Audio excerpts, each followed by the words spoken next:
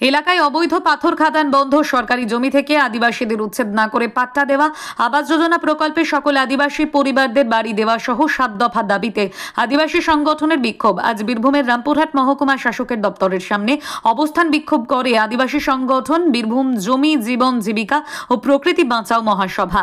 আজ রামপুরহাট শহরে মিছিল করে রামপুরহাট মহকুমা শাসকের দপ্তরের সামনে অবস্থান করে বিক্ষোভ দেখান বীরভূম জমি জীবন জীবিকা ও প্রকৃতি বাঁচাও মহাসভার সদস্যরা। বিক্ষোভকারীদের অভিযোগ, আদিবাসীদের অধিকারের দাবিতে বারবার প্রশাসনের বিভিন্ন দপ্তরে আবেদন জানানো হলেও তাদের আবেদনে গুরুত্ব দেওয়া হয়নি। তাই আজ তারা মহকুমা শাসকের কাছে একটি দাবিপত্র জমা দিয়েছেন। তারা জানিয়েছেন, এই দাবি মতো সরকারি সুযোগ সুবিধা দেওয়া না হলে আগামী দিনে জেলা শাসক ও রাজ্যের চিফ সেক্রেটারির কাছে মিছিল করে অবস্থান বিক্ষোভ করবেন বীরভূম জমি জীবন জীবিকা ও প্রকৃতি বাঁচাও মহাসভা।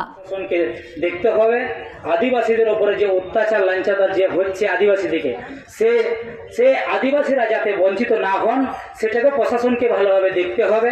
এইভাবে আমরা বহুবার সরকারের খাস জমির ওপরে যে আদিবাসী দখলে আছে পাট্টা যে দাবি বন্দোবস্ত সেটাও ব্যবস্থা করতে হবে। আদিবাসীরা এইভাবে বহু জায়গায় অ্যাপ্লিকেশন দেওয়ার সাথে আদিবাসীরা কোনো জায়গায় সহযোগিতা পায় না, যাতে আদিবাসীরা বঞ্চিত না হন প্রশাসনের কাছে এইভাবে আমরা বহুবার নর্মালভাবে প্রশাসনকে জানিয়েছি। কোনো আদিবাসীকে কোনো রকমভাবে সহযোগিতা করে না প্রশাসন।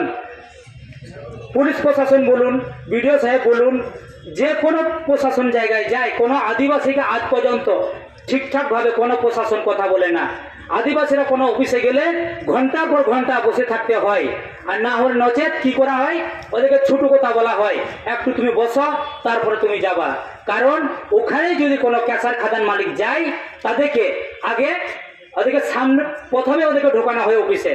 আর আদিবাসী গেলে সেখানে বাবা ভীমরাও আম্বেদকর বলেছেন, আদিবাসীরা 100 বার ভুল করলে সেটাও ক্ষমা আছে।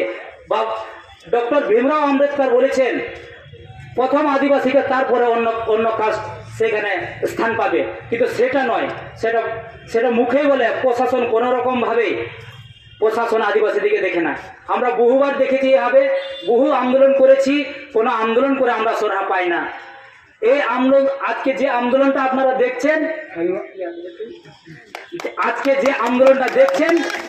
এটা একটু সামান্য আন্দোলন দেখছেন, এরপরে দেখবেন বৃহত্তর আন্দোলন দেখবেন আপনারা।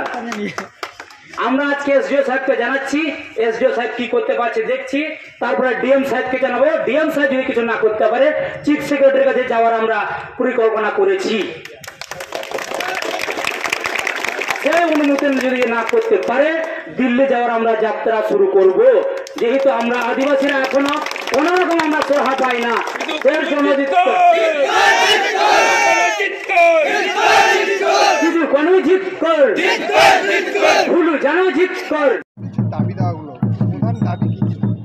প্রধান দাবি হচ্ছে বেআইনি খাদান বন্ধ করতে হবে।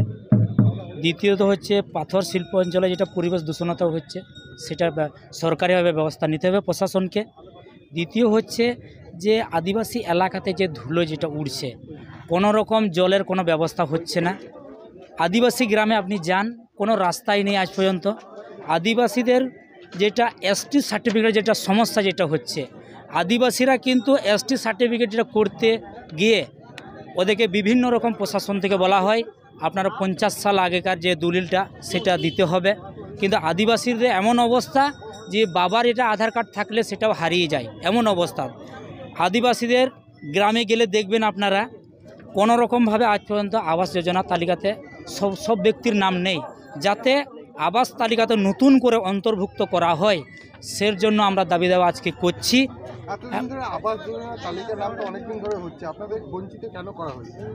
সেটা প্রশাসন বলতে পারবে। বহুবার জানিয়েছি, আমরা তো প্রশাসনের কাছে এসে কোনো রকম প্রশাসনের কাছে সহযোগিতা আমরা পাই না। কোনো অফিসারের কাছে আমরা গেলে আমাদেরকে সহজে ঢুকতে দেয় না। তো আদিবাসী মানুষ আজকে এইভাবে বঞ্চিত লাঞ্ছনা কেন হয়েছে আজকে? কারণ প্রশাসনরা ঠিকঠাকভাবে কথা বলে না আজ পর্যন্ত।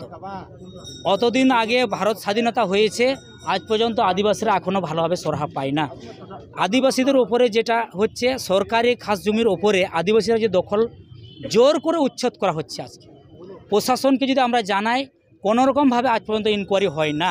এইভাবে আমাদের কাছে বহু ফাইল আছে, বহুবার আমরা এসডিও সাহেবকে ডিএম সাহেবকেও জানিয়েছি, কোনো রকম সহযোগিতা হয় না।